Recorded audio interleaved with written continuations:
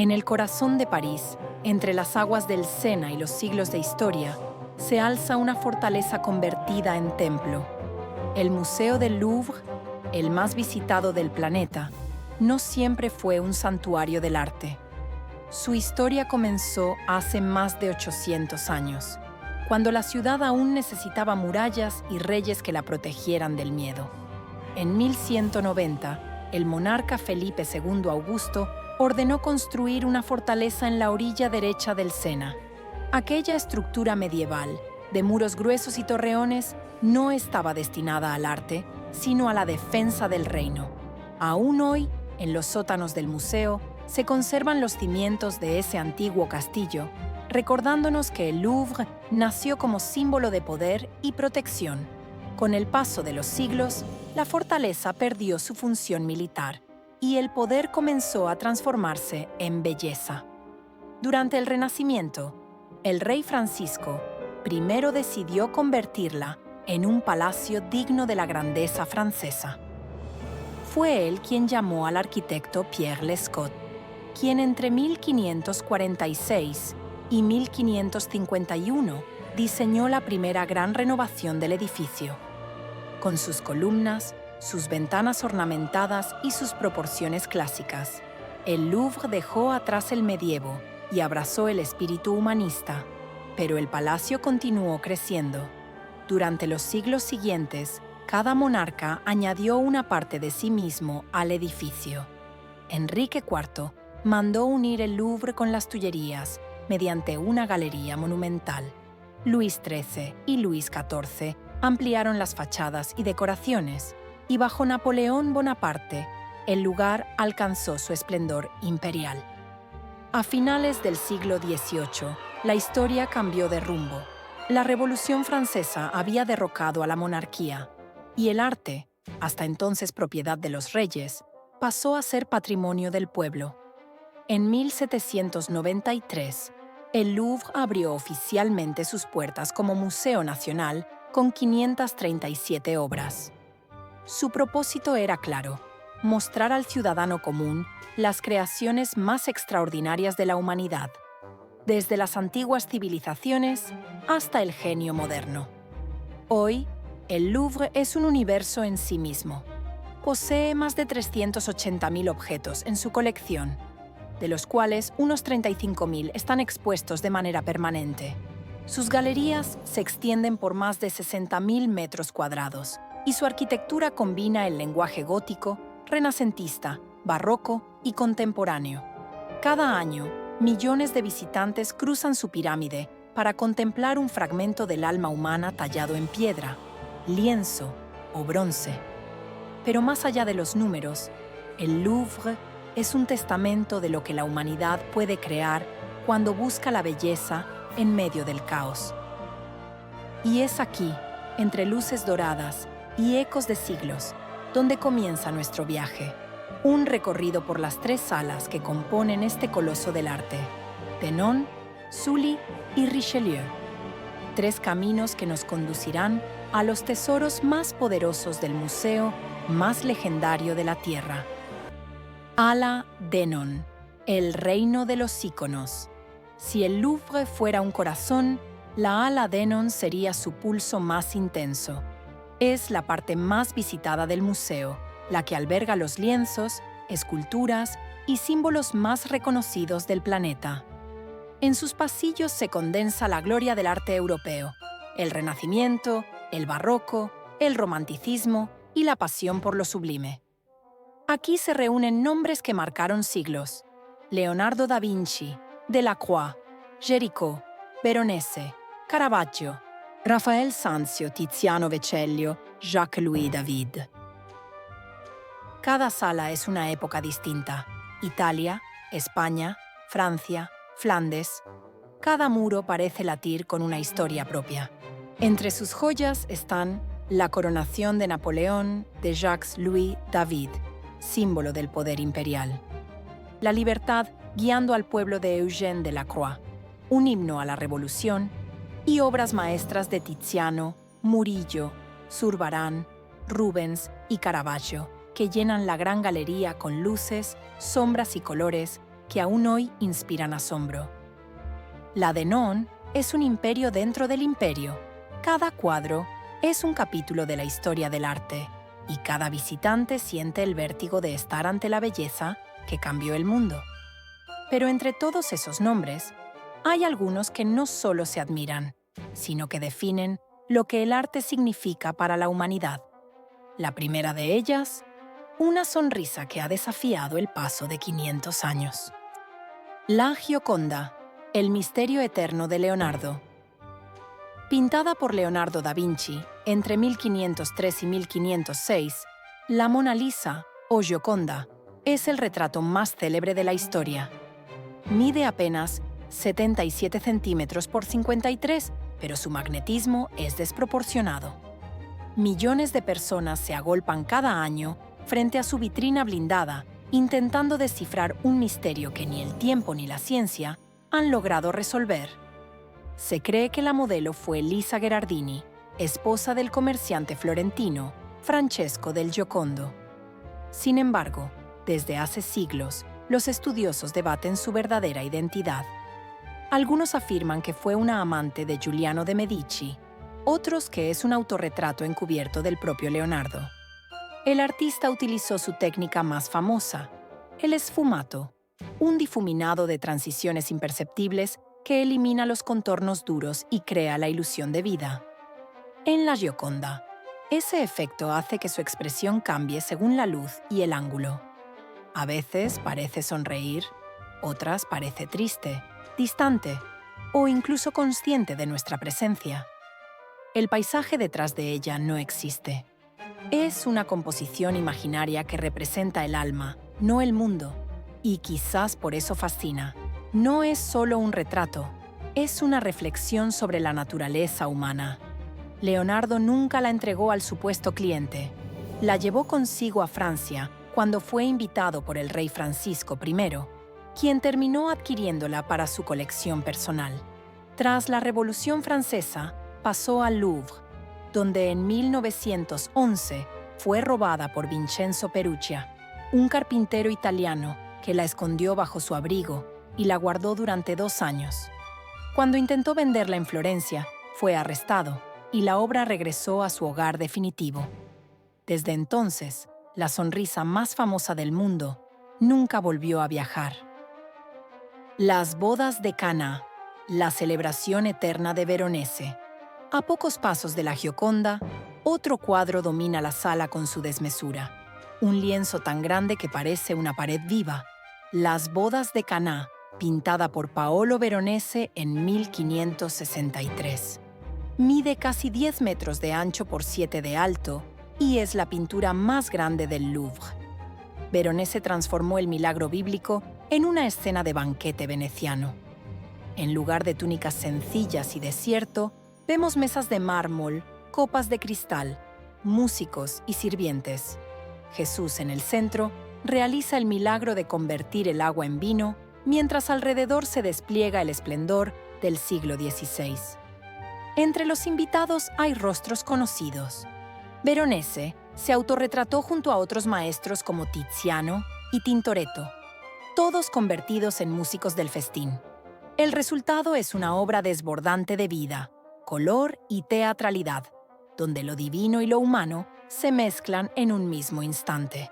Fue creada para el monasterio de San Giorgio Maggiore, en Venecia, y en 1797, las tropas de Napoleón la arrancaron de su lugar original para llevarla a Francia. Desde entonces, cuelga frente a la Mona Lisa, como si el Louvre hubiera querido equilibrar el silencio enigmático de Leonardo con la explosión de alegría de Veronese. 2 miradas del arte frente a frente, una mujer que sonríe y una multitud que celebra. Entre ambas, el alma humana entera. La victoria de Samotracia, la diosa del viento. Erguida sobre la escalinata Daru, envuelta en mármol blanco, la victoria de Samotracia parece moverse con el aire. Fue esculpida hacia el 190 a.C., en plena época helenística, y representa a Nike, la diosa griega de la victoria, descendiendo sobre la proa de un barco triunfante. Fue descubierta en 1863 por el diplomático francés Charles Champoiseau en la isla de Samotracia y trasladada al Louvre fragmento a fragmento. Carece de cabeza y brazos, pero la sensación de movimiento es tan perfecta que el espectador siente el viento en su propia piel. Los pliegues de su túnica parecen agitarse con la brisa marina. Su postura, inclinada hacia adelante, transmite fuerza, elegancia y poder. Es una escultura que no necesita rostro, ya es el rostro mismo de la gloria. Durante siglos, los griegos colocaban estatuas de Nike para conmemorar victorias bélicas o deportivas, pero esta, tallada con maestría en mármol de Paros, trascendió el propósito. Se convirtió en la representación suprema del triunfo humano sobre el destino. La balsa de la Medusa, el grito del romanticismo. En la Galería de Pintura Francesa del siglo XIX, un lienzo domina el espacio con la fuerza de una tormenta. La balsa de la Medusa, de Théodore Géricault. Pintada entre 1818 y 1819, representa el naufragio real de la fragata Méduse, ocurrido en 1816 frente a las costas africanas. 150 hombres quedaron a la deriva en una balsa improvisada. Solo 15 sobrevivieron. Géricault investigó durante meses, entrevistó sobrevivientes y estudió cadáveres en la morgue para capturar el horror con exactitud. Su obra no fue un encargo, fue un acto de rebelión, un lienzo que denunciaba la incompetencia del gobierno francés y abría paso al romanticismo, un movimiento que elevaba la emoción sobre la razón. El cuadro mide 4,90 y 1 metros de alto por 7,16 de ancho, y su composición diagonal guía la mirada desde los cuerpos inertes del primer plano hasta la figura que agita un paño hacia el horizonte. Es desesperación, esperanza y tragedia en un solo instante. La balsa de la Medusa no solo retrata un naufragio, retrata a la humanidad perdida en medio de su propio océano. La Galería d'Apollon, el Palacio del Sol. En la planta superior, una galería brilla como si el propio Apolo hubiera descendido a habitarla. La Galería d'Apollon, reconstruida entre 1848 y 1854 por Félix Dubin, es uno de los espacios más majestuosos del Louvre. Su techo, decorado con pinturas alegóricas del sol, el tiempo y las estaciones, simboliza el triunfo de la luz sobre la oscuridad. Aquí se exhiben las joyas de la corona francesa, entre ellas el legendario diamante regente de 140 quilates y el Sancy, una gema que perteneció a reyes, cardenales y emperadores. Las vitrinas relucen bajo la luz dorada, como si los tesoros aún esperaran el regreso de quienes los llevaron en sus coronas. Caminar por esta galería es recorrer el resplandor de la monarquía, el eco del lujo perdido y la belleza que el tiempo no pudo apagar. Así concluye el recorrido por la ala de Non, donde el arte deja de ser materia y se convierte en mito. Entre pinceles, mármoles y diamantes, esta sección del Louvre demuestra por qué la belleza no se explica. Se siente, se contempla, se respira. El visitante que sale de aquí ya no es el mismo que entró, porque en el Louvre, la eternidad no está en las obras, está en lo que despiertan dentro de quien las mira. Al-Azuli, el corazón antiguo del Louvre. Si la Denon representa la gloria del arte, la Sully es su memoria más profunda. Aquí los siglos retroceden. Los pasillos se vuelven más silenciosos, las luces más tenues y el aire más denso, como si cada piedra guardara un secreto de los orígenes de la civilización. La Al-Azuli es la parte más antigua del Louvre. En sus cimientos aún se conservan los restos del castillo que el rey Felipe II Augusto mandó construir en 1190 para proteger París. Pero sobre ese pasado militar se levanta hoy un santuario de historia antigua. Egipto, Grecia, Roma Mesopotamia y los primeros imperios de la humanidad. Aquí se encuentran las antigüedades egipcias, con sarcófagos, estelas, momias, dioses tallados en piedra y joyas bañadas en oro. Las antigüedades griegas, etruscas y romanas, con esculturas que inspiraron a todo Occidente. Las colecciones del Próximo Oriente, con tablillas cuneiformes, sellos y relieves asirios, y las galerías medievales, donde se exhiben fragmentos del antiguo foso, y las torres originales del Louvre, un recordatorio físico de que este museo alguna vez fue una fortaleza de guerra. La Sali es un viaje arqueológico. Aquí no se admira el arte por su belleza, sino por su alma.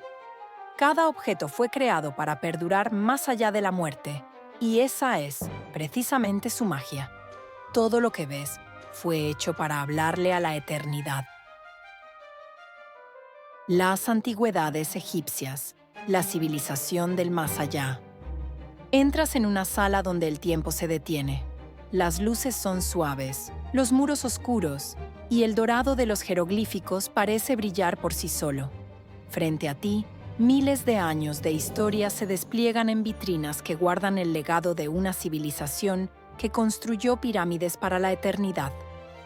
La colección egipcia del Louvre es una de las más importantes del mundo. Nació gracias a las campañas napoleónicas en Egipto a finales del siglo XVIII, cuando arqueólogos y científicos franceses documentaron templos y tumbas que Occidente apenas comenzaba a comprender. Más tarde, esas piezas llegaron a París como testimonio del esplendor faraónico. Hoy, el museo conserva más de 50.000 objetos egipcios, desde el período predinástico hacia el 4000 a.C., hasta la era grecorromana. Entre ellos, se encuentra el escriba sentado, una escultura de piedra caliza tallada hace más de 4500 años. Sus ojos, incrustados con cuarzo y cobre, reflejan una mirada viva, inteligente, que parece observarnos a través de los milenios. También reposan aquí los colosos de Amón, las estatuas de Sekhmet, la diosa Leona, los sarcófagos de madera policromada y los papiros funerarios decorados con pasajes del Libro de los Muertos. Cada pieza era un mensaje para los dioses, un intento humano de sobrevivir a la nada. Y en el Louvre, ese deseo de inmortalidad sigue intacto. Los faraones aún respiran bajo el mármol parisino. La Venus de Milo, la belleza perfecta. En otra sala, iluminada por una luz clara que parece venir del mar Egeo, se alza una figura que el tiempo no ha logrado quebrar. Es la Venus de Milo, una de las esculturas más famosas del mundo. Fue hallada en 1820 en la isla griega de Milos, por un campesino llamado Yorgos Kentrotas. Pocos meses después, la estatua fue adquirida por el embajador francés y ofrecida al rey Luis XVIII, quien la donó al Louvre. Desde entonces, su presencia se convirtió en símbolo del museo y del ideal de la belleza clásica. Tallada en mármol entre el 130 y el 100 a.C., durante el período helenístico, la obra ha sido atribuida a Alexandros de Antioquía. Aunque perdió los brazos, su elegancia no necesita completarse. El equilibrio de su torso, la torsión sutil de la cadera y la serenidad de su rostro son suficientes para transmitir armonía y poder. Nadie sabe con certeza qué gesto hacía. Algunos creen que sostenía una manzana, símbolo del juicio de París. Otros, que blandía una lanza o cubría su desnudez con un manto. Pero lo que sí es indiscutible es que la Venus de Milo no representa a una mujer, sino un concepto, la belleza hecha forma. Su superficie pulida refleja la luz como si respirara, y al mirarla, uno entiende por qué los griegos decían que lo bello era una forma de lo divino. No muy lejos de allí se encuentra la Sala de las Cariátides. Fue diseñada en el siglo XVI por Pierre Lescot y decorada por Jean Goujon, quien esculpió las 4 figuras femeninas, las cariátides, que sostienen la galería superior. Históricamente, Esta sala era el salón de baile del Palacio Renacentista del Louvre durante el reinado de Enrique II y más tarde se convirtió en uno de los primeros espacios del museo en exhibir esculturas clásicas. Hoy alberga copias romanas de esculturas griegas famosas, bustos imperiales y varias piezas de gran valor arqueológico, como el Hermafrodito Durmiente, una escultura helenística que representa al mito mitad hombre, mitad mujer, reclinado sobre un colchón de mármol esculpido por Bernini. Los cimientos del Louvre. El castillo bajo el museo. Bajo las galerías donde reposa la historia, el suelo revela otra historia aún más antigua. En el subsuelo de la Ala Suli, los visitantes pueden caminar entre las ruinas del castillo medieval que dio origen al Louvre. Allí están los cimientos de la torre principal, los fosos, los muros de defensa y los pasadizos, donde un día resonaron las botas de los guardias reales. Todo comenzó en 1190, cuando el rey Felipe II Augusto ordenó levantar una fortaleza para proteger París de las invasiones del norte. Siglos después, esas mismas piedras serían la base sobre la que se construiría el museo más famoso del mundo. Recorrer ese espacio es descender al vientre del Louvre, al lugar donde comenzó su historia, y allí, entre sombras y piedra, uno comprende que antes de ser el templo del arte, el Louvre fue símbolo de poder y miedo. Esa dualidad, entre la guerra y la belleza, entre la defensa y la creación, define su espíritu hasta hoy. Ala Richelieu. El Palacio del Poder y el Lujo. Si la Sully guarda la memoria del pasado y la Denon la gloria del arte, la Richelieu es la elegancia hecha historia. Aquí, el Louvre abandona el silencio de los templos antiguos y se transforma en palacio imperial. Sus galerías respiran lujo, refinamiento y poder. Cada detalle, desde las lámparas de cristal hasta los mármoles tallados, parece recordar que este museo también fue la casa de los reyes. La Ala Richelieu se extiende hacia el norte del complejo y alberga algunas de las colecciones más diversas del Louvre. Entre sus salas se encuentran las antigüedades del Próximo Oriente, con tesoros de Mesopotamia, Persia y Susa. La colección de escultura francesa, con obras de los siglos XVI al XIX. Las artes decorativas europeas, con porcelanas, tapices y mobiliario de época. Y los magníficos apartamentos de Napoleón III, testimonio vivo del esplendor del Segundo Imperio francés. También aquí se conservan pinturas del norte de Europa, retratos flamencos de Rembrandt, Van Eyck, Rubens y Vermeer, donde la luz se vuelve íntima, doméstica y emocional. La Richelieu no es solo una galería.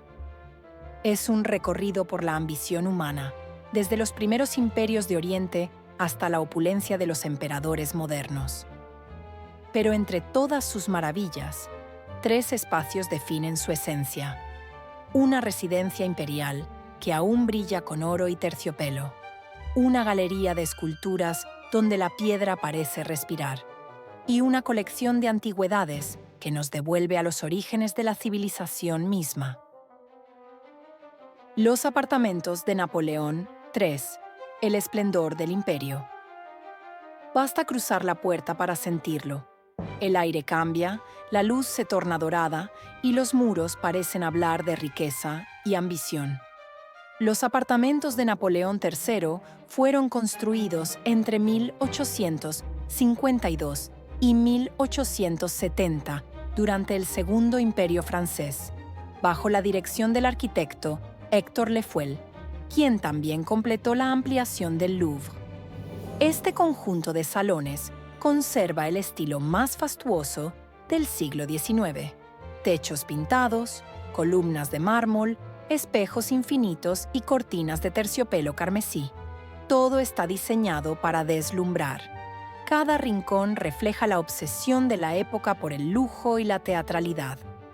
El salón de recepción, iluminado por una enorme lámpara de cristal, fue escenario de banquetes y reuniones diplomáticas. El comedor imperial, con su mesa de más de 20 metros, aún conserva la vajilla y los candelabros originales. En estos espacios, Napoleón III y la emperatriz Eugenia de Montijo recibían a embajadores, artistas y jefes de Estado. Caminar por ellos es entender que, para el siglo XIX, el arte no era solo contemplación, era una forma de demostrar poder. Y aunque el imperio se desvaneció, su reflejo permanece en cada dorado, en cada espejo, en cada eco de los pasos que alguna vez pertenecieron a la realeza. La escultura francesa, la piedra que respira. Bajando a los patios cubiertos de la Richelieu, el mármol vuelve a ser protagonista. Aquí se encuentra la colección de escultura francesa, una de las más completas del mundo. Dos espacios dominan esta sección: el Cours Marly y el Cours Puget, enormes galerías bañadas por la luz natural que se filtra desde los techos de vidrio. Las esculturas reposan sobre pedestales de piedra clara, caballos, dioses, ninfas y figuras alegóricas que alguna vez adornaron los jardines reales de Versalles y Marly. Entre las más admiradas destacan los caballos de Marly, creados por Guillaume Cousteau en 1745, símbolo del poder desatado de la monarquía, y el grupo escultórico de Hércules y la Hidra, de François-Joseph Bossio, donde la fuerza y el movimiento parecen salirse del mármol. Lo impresionante de estas galerías es su atmósfera. El ruido desaparece y solo queda la sensación de estar dentro de un sueño blanco y silencioso. La piedra, aquí, no está muerta. Respira. Cada escultura, cada gesto congelado, parece moverse apenas la luz cambia. El visitante se siente pequeño, testigo de un momento detenido entre la materia y la eternidad. Las antigüedades de Oriente. Los primeros imperios. La Richelieu también guarda un tesoro que pocos turistas descubren: las antigüedades del Próximo Oriente. Esta colección, iniciada en el siglo XIX, reúne piezas de civilizaciones que existieron mucho antes de Grecia y Roma. Aquí están los vestigios de Mesopotamia, Susa, Persia y Babilonia, los imperios donde nació la escritura, la ley y la arquitectura monumental. Entre las joyas más destacadas está el friso de los arqueros de Susa, datado en el siglo VI a.C., compuesto por miles de ladrillos esmaltados que representan soldados persas con túnicas coloridas y arcos cruzados al pecho. También se conserva el Código de Hammurabi, una de las leyes más antiguas del mundo, grabada en piedra negra hace casi 4000 años, y fragmentos del palacio del rey persa Dario I, con relieves que aún conservan trazas del pigmento original. En este rincón del Louvre, la historia no solo se muestra, se impone. Son los cimientos de la civilización humana, traídos desde los valles del Tigris y el Éufrates hasta el corazón de París. La Richelieu es el ala del poder, del lujo y del legado. Desde los reyes persas hasta los emperadores franceses, todos dejaron su huella en las piedras del Louvre. Caminar por sus galerías es recorrer la historia del esplendor humano, el arte como símbolo de grandeza, la belleza como reflejo del poder y la ambición como fuerza creadora.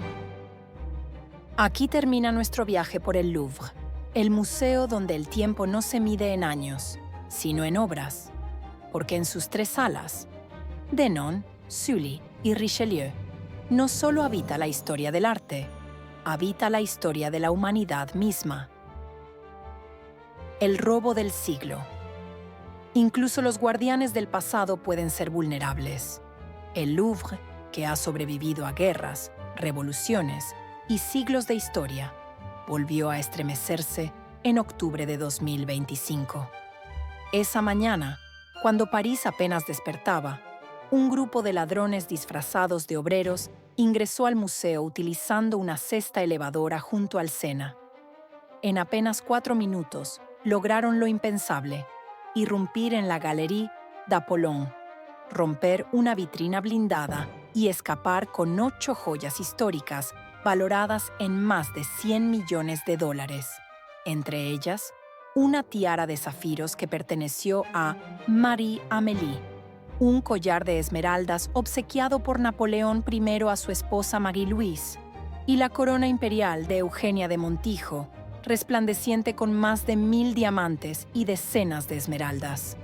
Las cámaras captaron su fuga, calculada con precisión militar. La prensa lo llamó el robo del siglo, y el ministro de Cultura resumió el sentimiento de toda Francia con una sola frase: no se llevaron solo joyas, se llevaron pedazos de nuestra historia. Este nuevo capítulo del Louvre nos recuerda que la historia no vive solo en los libros ni detrás del cristal. La historia también ocurre ahora, ante nuestros ojos, en los mismos pasillos donde duermen los dioses del arte.